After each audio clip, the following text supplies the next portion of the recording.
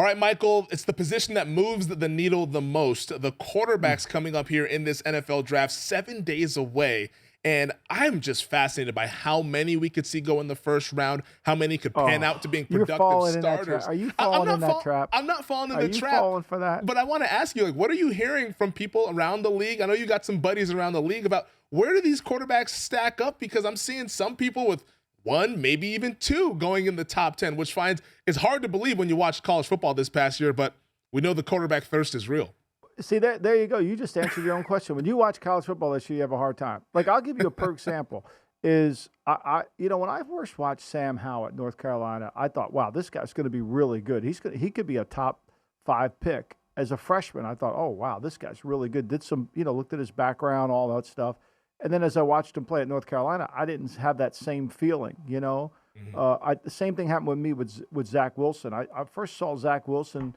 Patrick and I were talking about on the show, and I'm like, man, that guy's really good. And then next thing I know, he got hurt, and then he came really on. But for me, this draft class, I think, and I go back to the grading system that we started in Cleveland. They still use in New England. They still use in Houston. Teams still use it. Is you have to judge the player and grade them. And I can't get any of these quarterbacks above what I would consider a 62 player, which is a potential starter down the line, but never a top 10 player. Good grade, but how do you take that? This is a second-round draft of quarterbacks that people are the PR machine are driving them into the first round. And, look, I've heard Seattle loves Malik Willis. Okay, like he didn't throw a touchdown pass against a level of comp. I mean, how do you love him? His arm, his release is funny. He wants to run more than he wants to throw. Mentally, can he handle all the things you want him to do at the line of scrimmage? I think that's going to be something you need to really investigate. Can he lead the team? Is he mature enough to lead the team? Become the guy. See, what I don't think fans or draftniks understand, when you draft this guy, you bring him in your locker room, he represents who you are. Mm-hmm. So, like, say you're the Carolina Panthers and everybody has them picking Kenny Pickett, right? You go out to practice and Darnold throws the ball better than Pickett. The team's going to look around and say, like, why did we do that? Like, seriously, we drafted this guy and we have that. Like, it's different. The guy you bring in has got to be able to sell the guys in the locker room, not the fans. He's got to sell those other people that he's the guy. Mayfield, for all the hoopla, he was able to do that until the game. He had some moxie to him. Do these guys have moxie? That's what I worry about. I don't see it. And so to me, I'm gonna recommend on all the VSiN shows to take the under. I think the under 3.5 is the perfect number. I really do. But I've heard somebody say there could be 5. Like, there's not 5 guys in this draft that play quarterback that'll end up being starters. Like, nobody ever, Femi, wants to go back. Like if you take your car, and I'm going to write about this for Daily Coach. If you take your car to a mechanic, right? One of the things the mechanic has to be able to do before he becomes a true mechanic, like a high level is he's got to be able to build a car from scratch. Like, he's got to be able to put together an engine. Why? Because when he puts together an engine, he obviously knows why it breaks down, and then he can fix it.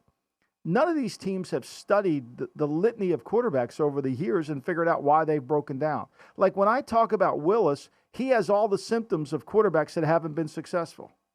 But nobody pays attention to it. When I talk about Pickett, he has all the symptoms of quarterbacks that haven't been successful, but nobody talks about it, right? Like, nobody goes to it. They just assume it's going to be okay. It's like what they did in Austin Powers. They just assume it's all going to go to plan. Like, seriously, like, how do you do that? It's not going to go all to plan. Like, it isn't. There's something there. You can't invent it. Like, this is a draft that you can't invent the quarterback position on. And I think ultimately that's going to be the biggest challenge. You said you would recommend the under on 3.5 quarterbacks being selected in the first round. Right now, that number's actually moved down over at DraftKings, our show sponsor. It's now 2.5 , Michael. What would you do there? For the money. Would you go over? I would probably, there I think it's one of those ones where I think you got to be. I think they could lean towards the over. Like, a lot of people see this, like Desmond Ridder. Desmond Ridder's too inconsistent for me to go in the first. But the thing that hesitates me a little bit here, Femi, is if you're a team picking in the 20 to 22 to 32 range, and you want to get this guy to get the 5th year of the contract, you need to get it on the quarterback, right? And so I think that would be the case. So I would lean probably over 3, but I don't think I would lean more than that. I think that would be right. I think to me, 4 is, to me, I don't see 4. If you're picking 4, I think if you're picking 4 quarterbacks, I don't see it. Like, I don't see it. I mean, Carolina needs a quarterback, right? Atlanta may take a quarterback. Seattle could take a quarterback, but who are they? Like, put the name in. Put the name in. Like, tell me who they are. Like, who's going to go? Willis, right? We think Willis is going to go somewhere in the first round. Who else? We think? I mean, I think maybe your guy Ritter. It sounds like he's got a lot of first round buzz. I mean, Matt Corral has some buzz, but Matt Corral's an undersized guy who's got a lot of talent, but he's he's not a real big guy, and a lot of injuries. And he's going to Matt Corral. Describe Matt Corral. He has all the problems when you're that mechanic trying to reconstruct the engine. He has all the problems that you had before. You follow me? So I mean, like, seriously, you're walking into you turn that card in, and you're basically, once you turn that card in, you're going to be looking for a quarterback in 2 years. Yeah, no, I mean, that's definitely fair points that you bring up here. But I guess my only pushback would be, we've seen all these teams do extensive homework on these quarterbacks. I mean, Carolina brought in 6 quarterbacks on their pre-draft visits. Seattle's brought in quarterbacks. Pittsburgh has brought in quarterbacks. Is this just standard protocol, or is there also smoke there signaling that they might be looking at QBs in the first round? No, I think it's not. I think it's due diligence, right? So you bring in a Pickett, you sit him in front of a board, and you go over stuff with him. What you do is you go over the offense. You try to get him to see how much his learning curve is. You have you build what kind of kid is this? You know, you're learning about the kid. You know, you're trying to get one-on-one time to really give you an idea about the kid's personality and what he's made of, and can he learn what you want him to do, and can he lead the team? What kind of command does he have? You know, when we brought Garoppolo in, we brought him in with Johnny Manziel at the same day. And one of the reasons why we picked Garoppolo is because his command, his demeanor, the way he behaved in that interview, we felt like he wouldn't be intimidated by the great Tom Brady, that he would be able to do those things. That's what you're learning. It's not because you see, people think you bring guys in because you've made up your mind. No, you're bringing guys in because you're looking for more information.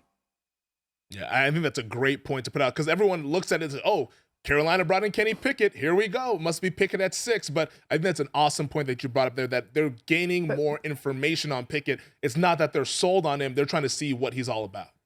Right, and they probably brought in other quarterbacks too that nobody knows about. You know, they probably brought in and now they're going to sit and figure out, okay, what are we going to do with these guys? Like, let's break them down. Let's tear this thing down. Let's understand where we're going. Thanks for watching the GM Shuffle with Michael Lombardi. And for more videos like this, make sure to subscribe to VSiN Live and the GM Shuffle podcast with Michael Lombardi, presented by DraftKings and VSiN, wherever you get your podcasts.